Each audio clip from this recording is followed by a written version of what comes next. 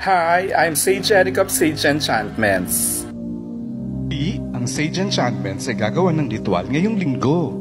Tapos na ang Kiri retrograde, April 24, meron pa rin itong konting negative effects sa atin, May 2, 2024. Kaya magsasagawa muli ang Sage Enchantments ng ritual para sa muling pagpasok, good energy sa ating lahat. At muling maibalik ang stability, dance, and success para sa atin at sa ating mga minamahal. Ito ay napakagandang simula sa ating relationship, sa ating mga business, bigay ng muling pag-asa ng magandang kinabukasan para sa atin. Muli ay tatanggap ang Sage Enchantments para sa simple prayer ritual, para sa inyong panimulang kahilingan, na umusbong ang oportunidad at magandang kapalaran sa atin. Tuwid muli ang ating buhay, pagkakalugmok natin sa mga failures, mga hindi inaasahang pangyayari sa atin nitong mga nakaraang araw.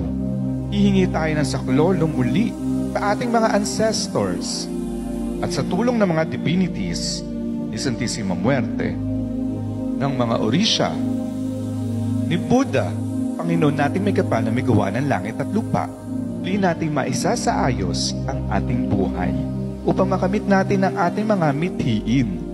Pre, ang ikalawang ritual ng Sage Enchantments ay ang Ancestral Reconnection Ritual. Pagtawag natin sa ating mga ancestors, ay dito nagsisimula ang ating mga pag-asa. Makamit ang ating mga kagustuhan, mga bagay na gusto nating makuha, at mga pangarap para sa tagumpay. Hindi kayong magtanong sa inyong mga ancestors upang maging gabay sa mga sitwasyon kailangan ninyo ng tulong.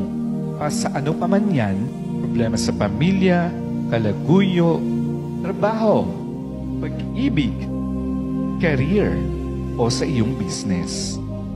Ang saklolo ng ating mga ninuno sigurado makakatulong sa atin. Ibsan o mawala ang ating mga problema sa buhay o pagkakaroon ng alternatibo na pwede nating gawin. Nagustuhan ng lahat ng mga ancestors na lagi tayong maging matagumpay. Kaya sigurado ang tulong mula sa kanila ay ating makakamit. Aaring manatili ang ating mga ancestors sa ating tahanan hanggang sa loob ng 2 linggo para mag-obserba sa atin. At kung may nakalimutan tayong gusto nating hilingin sa kanila, pwede natin itong gawin. Pagkat kilala na kayo ng inyong mga ancestors, ay pwede na ninyong tawagin diretso, ihin ang inyong mga kailangan o hilingin ang tulong nila para maresolba ang inyong mga problema. Ang ikatlong ritual ng Sage Enchantments, ito ay isa sa most requested ritual ng Sage Enchantments, ang Panelo de Amor.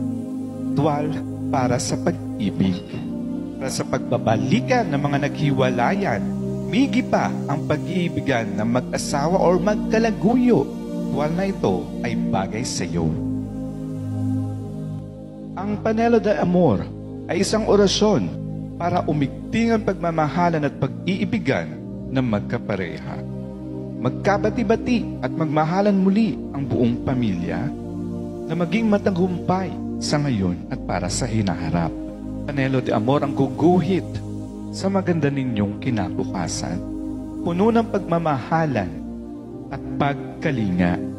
Ibabalik ang paglalambingan kay pagkooperasyon para sa matagumpay na relasyon. If you are interested, please let me know.